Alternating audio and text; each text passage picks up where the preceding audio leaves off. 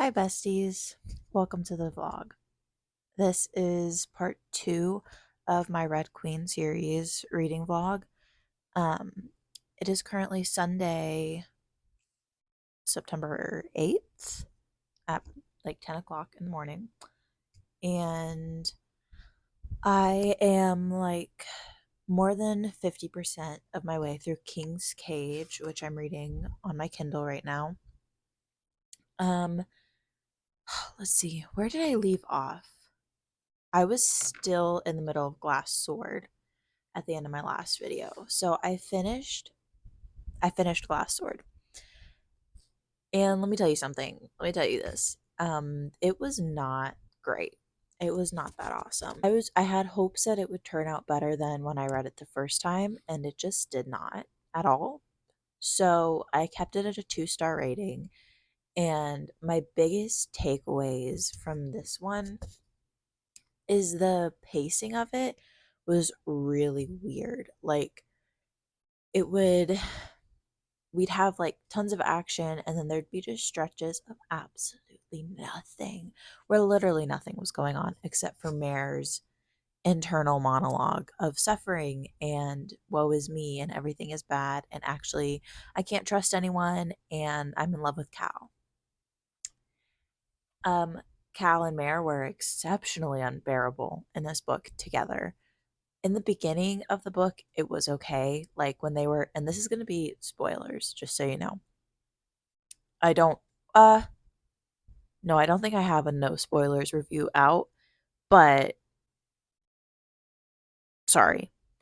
Um, when they're on Tuck in the very beginning of the book, before they go out and start finding the other new bloods, Cal and Mare are actually like, okay, like it's fine, probably because he was in prison. Like, I could handle them when they were on Tuck in the very beginning. And then when they started to go get the new bloods and they were on the black run, and it was just like, you guys are easily the most obnoxious YA dystopian fantasy, whatever this genre, this book falls into, the most annoying couple in all of the books. And actually, if you take away these silvers, like, just take away the silver abilities in these books. The selection in this are the same exact thing. They're the same exact book, actually, is what's happening here.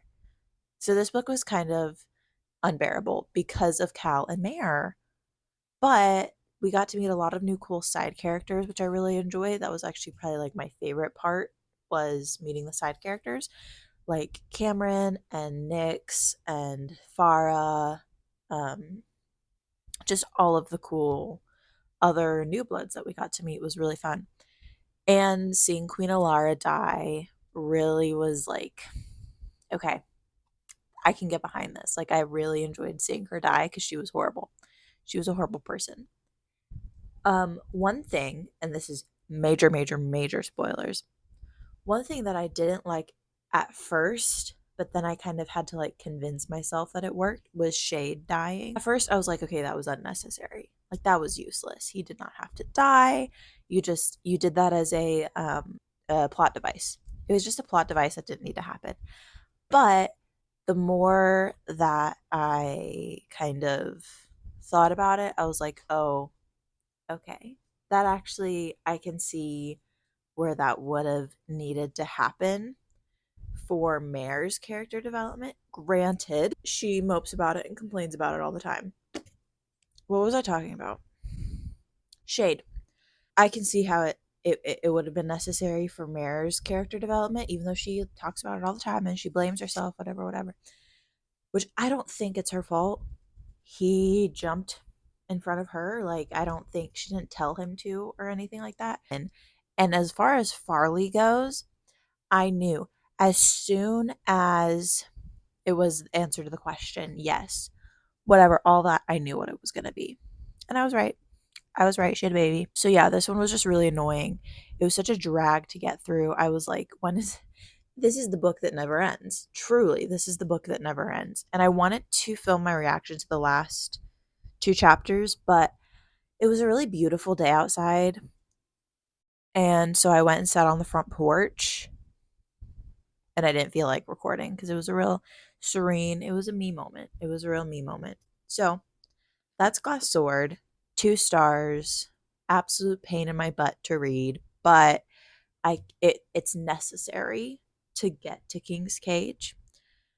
And King's Cage, I don't mind. I don't mind King's Cage so far. I'm exactly 74% of the way through King's Cage. So the little taglines on each of them, Power is a Dangerous Game is the tagline on Red Queen, the first one. On Glass Sword, it's Kneel or Bleed. King's Cage is All Will Burn. And Warstorm is Rise with the Dawn. So that's super cute, little fun thing. Immediate thoughts. It feels very Hunger Games-esque in the sense of like the quarter quell where they all get put back in the arena. In this, Mare gets put back into Maven's captivity. She's a prisoner for the first probably like 60% of the book. So it feels very Hunger Games-esque in that sense. And then there's a huge rescue of Mare from Maven's clutches. Uh, Probably 65% through. And Mare gets reunited with the Scarlet Guard. The Scarlet Guard is now in Piedmont. And House Samos has their own new kingdom now. They wake up, babe, new kingdom just dropped because they left. They were working alongside the Scarlet Guard for their attack on the capital during the wedding. And they escaped the capital completely. The whole House of Samos, Evangeline, her brother, her dad, her mom. Her mom is scary, dude. You want to talk about Alara being scary? Evangeline's mom is like horrible. And so they start their new kingdom of Rift. And the part that I'm at now is they're holding court with some of the other houses that defected from Maven to see like who will join up and who's going to be an enemy, kingdom politics, all that. And I think something that's very interesting in King's Cage so far is getting the 2 new point of views. We have Mare, Cameron, and now Evangeline. And one thing that I love about Evangeline's storyline is because when Mare gets rescued, she thinks that Evangeline is going to kill her because Evangeline is taking her like kind of away from the fighting. And she's like, all right, she just killed all my guards. Like she's going to kill me next. And Evangeline took off her silent stone manacles and then had a skin healer who like restored her abilities back to her. And she was like, burn this place down, like wreak havoc on Maven's court. And Mare did. And honestly, it was really fun to read about Mare going just on this like rampage, and then the fight with her and Cal when he is being controlled by the Whisper. That was all really good. I can't believe I'm saying that about a book in this series, but it's really good. And so then after Evangeline lets Mare loose, we switch over to Evangeline's point of view of her leaving Archaon and going to this new kingdom. And it's like, oh, she like actually, like she's pretty horrible, but she's not as horrible as we thought she was. Because she's a woman scorned by Maven. Goodness knows there's plenty of those to go around. And I had this thought. I was like, nothing brings women together quite like the anger of being told what to do by a man. Like that is the true, in my opinion, like relationship between Evangeline and Mare now. Not that they're friends, not that they're, besties for the resties. But I think Mare came to this like realization of like, oh, Evangeline has also been held prisoner. Like she's been held captive. And while Evangeline is selfish, she's elitist is the thing. It's kind of fun now seeing Evangeline's point of view, knowing like, oh, she kind of feels for Mare because, like I said, not that they're besties, but they kind of like recognize something in each other at this point of like, oh, Evangeline is letting me go. And Evangeline is like, oh, Mare can tear down Maven from the top down. One thing that's interesting to me is seeing the Scarlet Guard now kind of as a full operation. Like, it's no longer the ragtag team that it was in Glass Sword.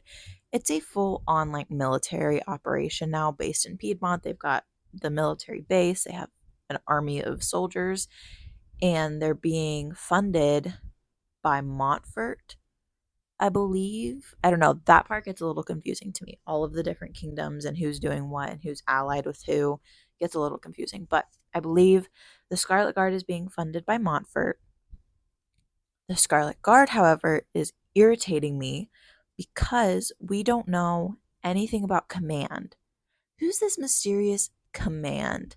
They've been around since we got to Tuck it back in Glass Sword, and they've been, oh, Command calls the shots. Oh, this order came directly from Command. Okay, who is Command? Like, when are we going to get a full, probably not until Warstorm, probably, to get a full revelation of exactly who Command is, if we get it at all. Because right now, at this point in King's Cage, Command kind of seems just like an easy out for everybody. And I don't know if that'll make sense later on in either this book or the next. So I'm now accepting theories of who everyone thinks Command is. I think that it is. I think that King Tiberius didn't actually die. I don't know how. I think he survived it and is actually alive, and he's the command of the Scarlet Guard. Or if he did actually die, he was command at one point. I think somehow it has to do with him or like some other really high ranking silver. Obviously not House Samos, like that's obvious, but a different house maybe. Um I think it's going to be someone really shocking. Or we're just never going to know. I think those are my two options. It's not just going to be like some people, of another kingdom. It's going to be somebody who like is going to make an impression on the readers who know the story now, you know? So that's my review on Glass Sword and my little King's Cage update. Some other things that's going on. Not much. Yesterday I finished a K-drama called Cinderella and Her Four Knights or something like that, and it was actually the worst piece of television I've ever consumed. It was truly painstaking to watch. It if I needed information out of someone, I would make them watch Cinderella, and they'd tell me they'd give it up immediately. So yeah, my plans for the rest of the day include reading and watching a K drama and putting my sourdough starter in the fridge. Yeah, that's my update for now.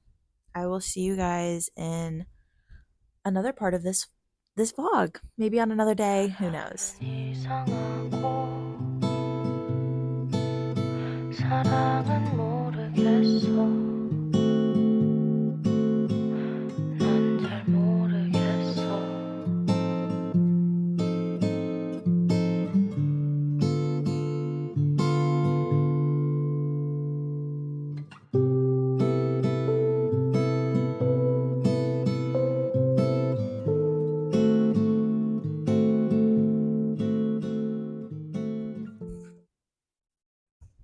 Hey, long time no talk.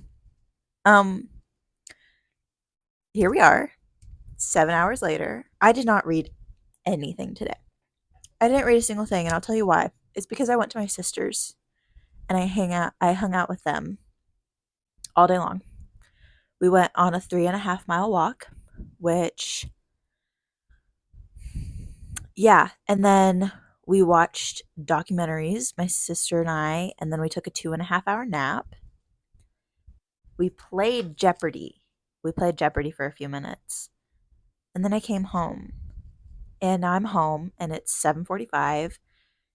And I'm going to tell you something. If there is one thing about me, it is that I have become a reset girly. A Sunday reset, a Saturday reset is my weekend. That's just what I do. Depending on which day I work, depends on which day I do it. So yesterday I worked, I had the closing shift. So technically I could have done it in the morning, but I wanted to sleep in and I wanted to sleep in. And then I was like, okay, I'm going to do it today.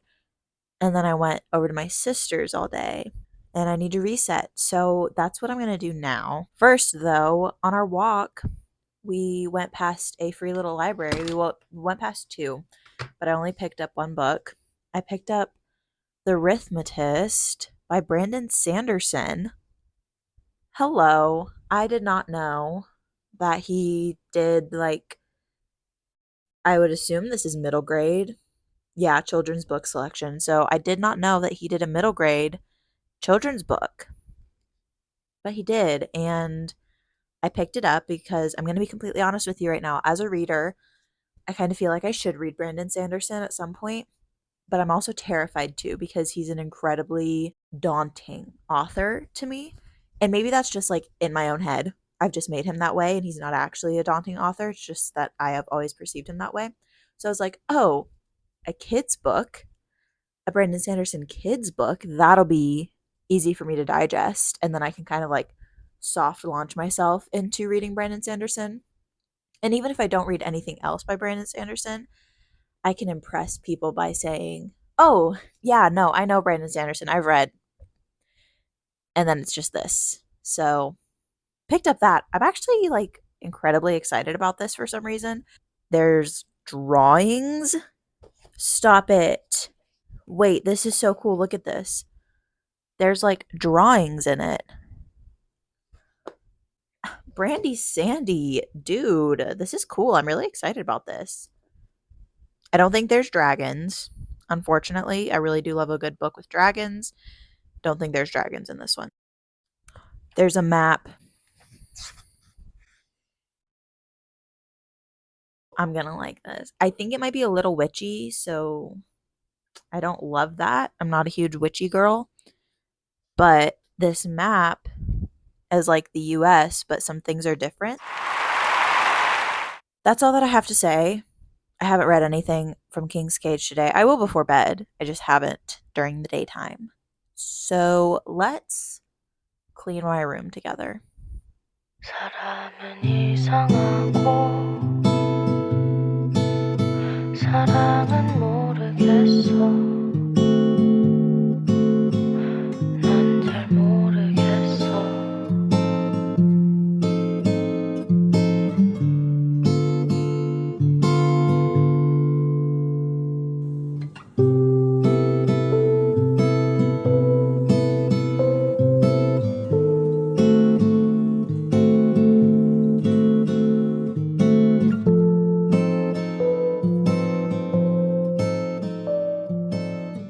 Hey vlog. Welcome to day 2. Today, I don't know really what my plans are for the day.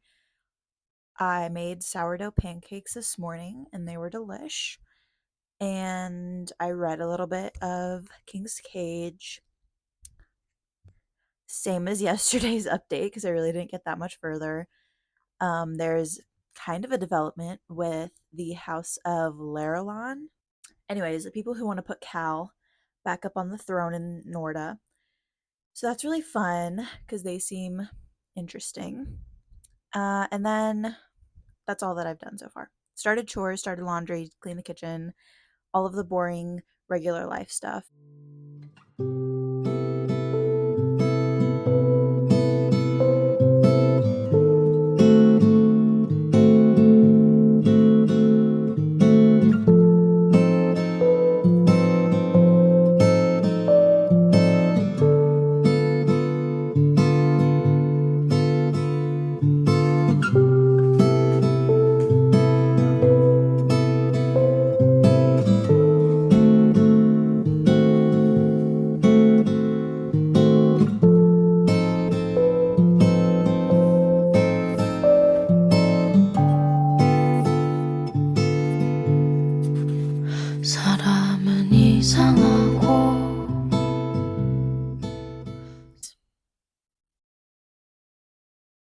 War Storm. Let me tell you, I am 5 chapters in, and I am loving it. Okay, so when I started this series, right, I didn't read Red Queen from the very beginning because I had just recently reread it, so I didn't need to put myself through that. I just read the last few chapters to, make it make sense for where Glass Sword would pick up. Glass Sword I had read before, but much further back, and so I needed to reread Glass Sword completely. And then King's Cage and War Storm were new for me, as you already know because I've probably spoken about this so much already. But I was bored up until King's Cage. Nothing was happening. It was absolutely Snore City for those first 2 books. Like, yeah, sure, in the first one, you're setting up your stories. There's a little bit of intrigue, a little bit of action there. You're excited for that. But Glass Sword was so boring. And I'm so sorry if that sounds mean. I'm not a mean person, so I'm not trying to be like harsh towards Victoria Aveyard. I think she's a very good author. There just wasn't a lot that happened in Glass Sword that really like kept me on the edge of my seat the whole time. Whereas, and I've talked about this already, in King's Cage, there was just like a turning point for me where it was like, oh, as the politics are getting more involved, I feel like we're seeing more from Mare. Like her main character energy is like really kicking up a few notches, especially towards the end of King's Cage and so far in Warstorm. But I mean, I'm only 5 chapters and I'm not getting much yet. And this is a thick book. I'm not going to look at how many pages. I can't do that to myself. I hope you enjoyed that.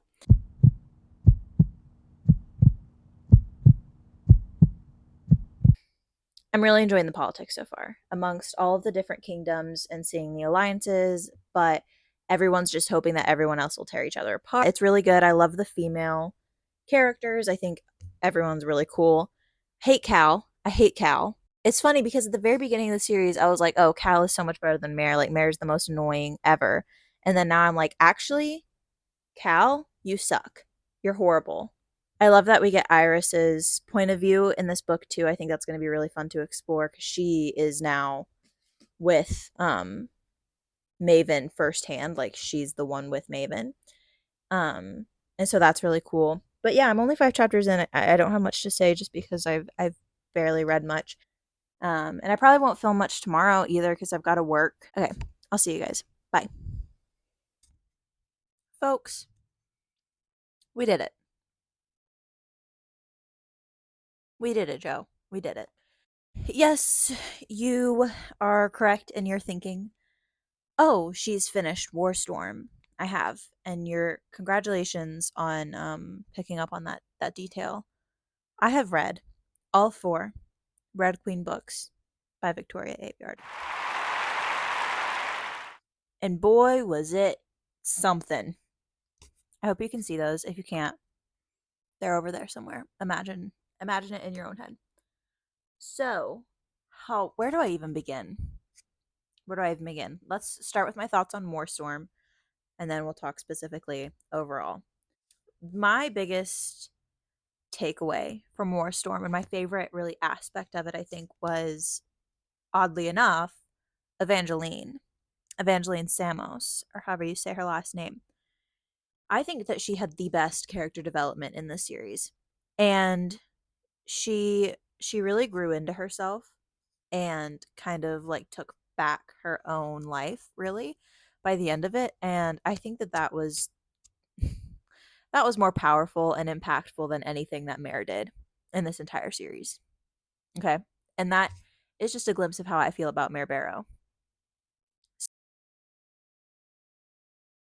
So yeah, Evangeline was my favorite. She dipped during the battle, but good for her. She deserves to go start her own life. She had a horrible family, horrible mother and father who met horrible deaths. Well, I don't know if her mom died, but her dad deserved what he got. I hate him, but he's dead, so that's fine. Okay, I think that they have taken Corvium. I seriously can't remember. Reading this series drained my brain power. So I'm sorry if I get any of this wrong.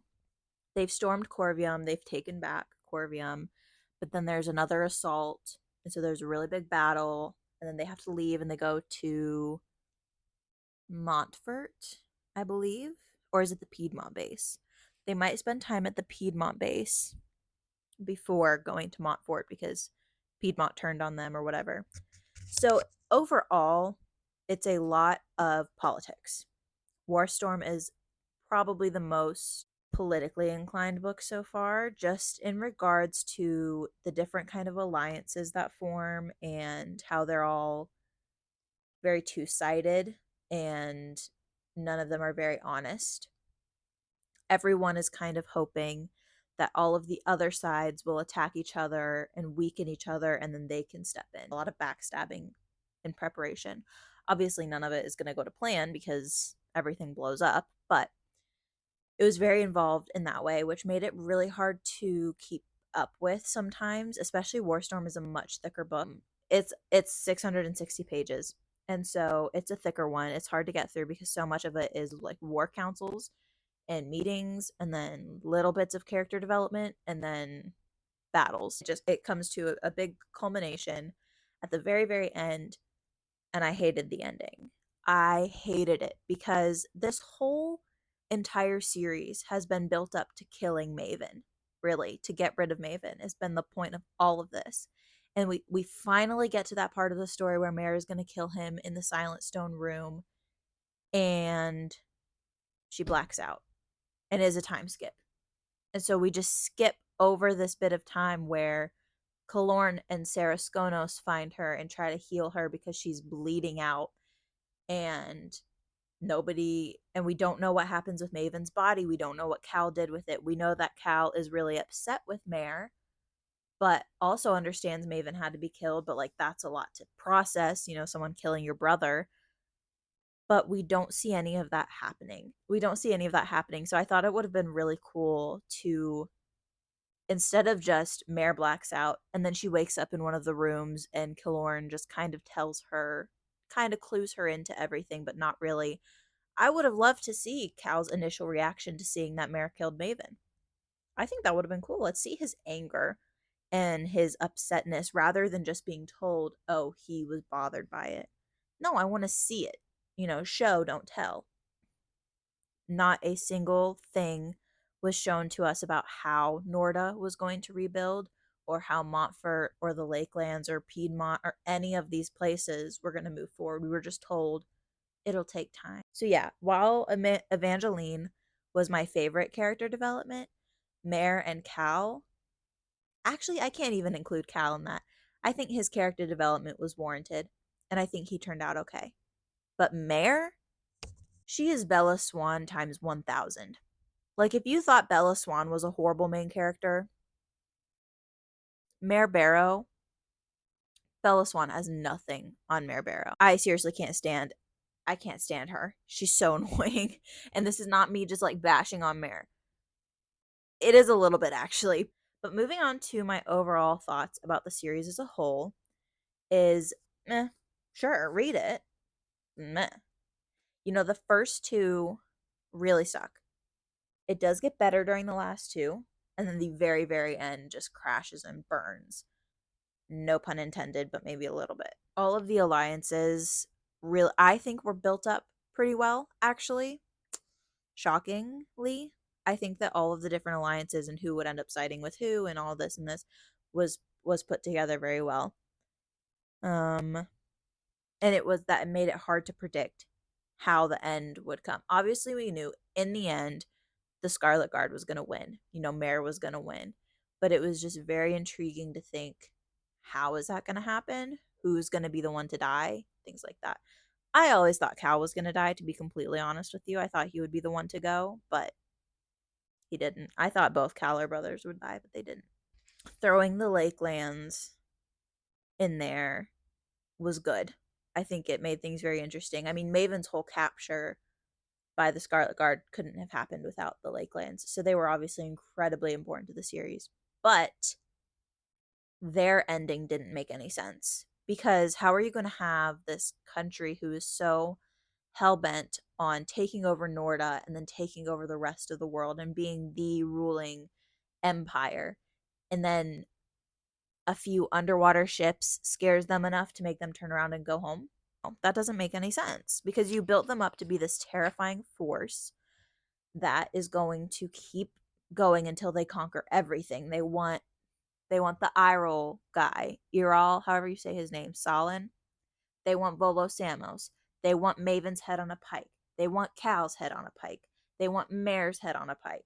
They want the world under their thumb. And then a few underwater boats from the Scarlet Guard make them, oh, let's go home. I won't risk you. Let's go home. Um, in regards to the Scarlet Guard, I was incredibly disappointed by Command and that whole thing because they were built up so much. Like in the first, second, and third, mainly the second and third books, the command of Scarlet Guard was built up to be this massive, huge, powerful, never underestimate us kind of like tank of a group. And then they do show up in Warstorm, and it's just some dudes, a few dudettes. And then they don't do anything. In that last battle in Norda, they did not do that much. And I think that their networks were good and made sense, but then when like the whole command shows up, it's like they don't do anything. They were useless in the end.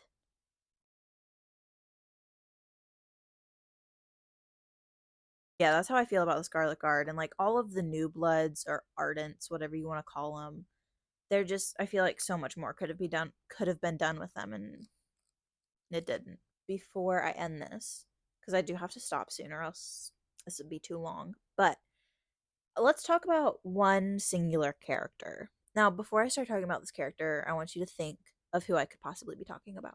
Just one specific character that I want to single out here for a moment. So go ahead, place your bets. Who do you think I'm going to talk about?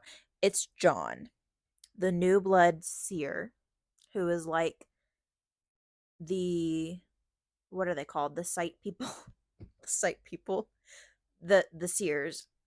Except that he sees the future completely, not just the immediate next move, but he sees it all the way down. He shows up in King's Cage, I believe, if I'm remembering correctly, and he tells Mare a whole bunch of stuff that she's destined to rise and rise alone. That didn't make much sense. I feel like I never saw that come to fruition. And just like all of this stuff, he knew Shade was gonna die, but he didn't tell Mare, and all this stuff.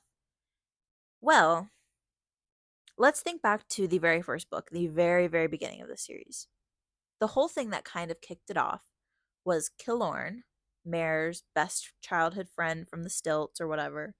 His master died and he was going to be conscripted. And so Mare went to, if I'm remembering correctly, went to steal money maybe to keep Killorn. I don't remember. But whatever she did that got her caught or that introduced her to Cal was for Killorn. His master fell and died, and so that's kind of what kicked Mare into gear, causing all of this to happen. Well, in a very dramatic Frankenstein style fashion, that's what it is. Frankenstein. I was trying to remember what that scene reminded me of when she goes up the mountain to meet with him and talk. And it reminds me of Frankenstein. He alludes to the fact that he pushed Killorn's master to fall and die in order to be the catalyst for this whole entire revolution. That's crazy. That's an insane plot twist. What a way to bring it full circle and bring it back to the very beginning with what caused all of this, cuz part of Mare's thing this whole entire time is like the whole God's cursed versus God's chosen thing. And so it's just kind of crazy to think like, oh, John would have seen in his hiding wherever he was, he would have seen what was going to happen and known what he had to do to get it started. And so he did. He pushed his Killorn's master. Oh no, Killorn's going to be conscripted. Oh no, Mare has to save him. Boom, Cal. Boom, Somerton. Da da da da da. Absolutely bonkers plot twist. Except that it didn't really land the way that I think it was meant to for me because we don't see John that much. There's no pull there for me to be like, oh, you conniving little snake. It's just like, okay. I have no pull towards John. I have no connection with him. All of the emotions I feel about this character are secondhand through Mare. So it doesn't hit. He shows up so scarcely throughout the series and doesn't really do much that it just kind of felt bland, I guess is a way to put it. It was just kind of like, oh, okay. So that's what happened. It wasn't this huge, whoa, it was John John was the mastermind behind all of this, which is, I think, maybe what she was trying to go for in this end little section, but it just didn't land that way. It was just kind of like, oh, some guy killed another guy and now everyone's dead, you know? But I guess it was is kind of a cool plot twist. That's the end of my thoughts. I have to stop myself. And also I don't know what else to talk about it. It was good. I think it wouldn't be a waste of time to read it, but you're gonna get mad. There are a few parts where you're gonna want to just like punch the characters through the book, specifically Mare. And it was definitely entertaining. And it didn't take me, for me and my reading pace, it didn't take me all that long to get through, which I think is really like a testament to how okay it is. Because if I'm not feeling something, it's gonna take me a year and a half to read it. That's the end of this reading vlog. This is the end of my reading journey for the Red Queen series. And yeah, I think I gave Warstorm 4 stars, 4 out of 5 stars. Um, I think I'll have to give the overall series 3 stars because it's fun, it's entertaining, it keeps you reading more, but the end just falls so flat, so flat. So I think I'm going to give the overall series 3 stars, but each individual book has its own rating. Comment down below what you think I should read next. If you have any TBR suggestions. Bye.